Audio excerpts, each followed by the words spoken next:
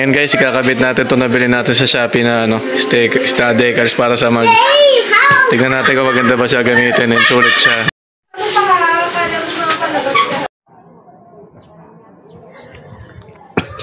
Mali, ganito lang magkabit. Bali, may matigas na plastic siya. At saka may malambot na plastic. So, dyan nakadikit yung pinaka-decals. Yan.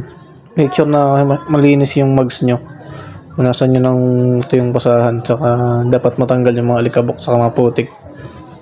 Para kumapit talaga tong decals natin sa mags, no? Para maganda yung resulta.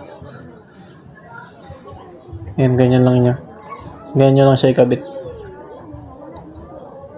Yan. Lapat na lapat dapat yan para madikit. Gantong design lang yung gusto ko, yung classic lang.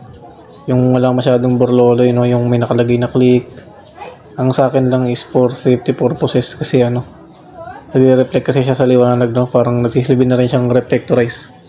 Saka dagdag forma na din. Sa halagang lang yan, halagang 47 pesos lang yan sa Shopee, no?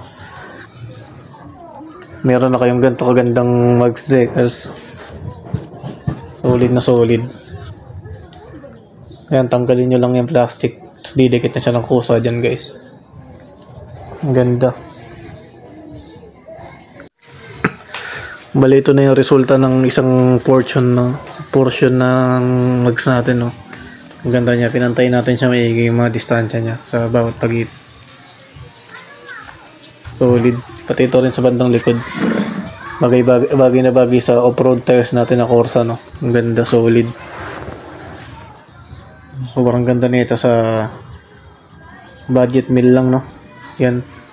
Huwag niyo nakalimutan mag-like and subscribe, guys, kung nagustuhan niyo yung video, no? Thank you.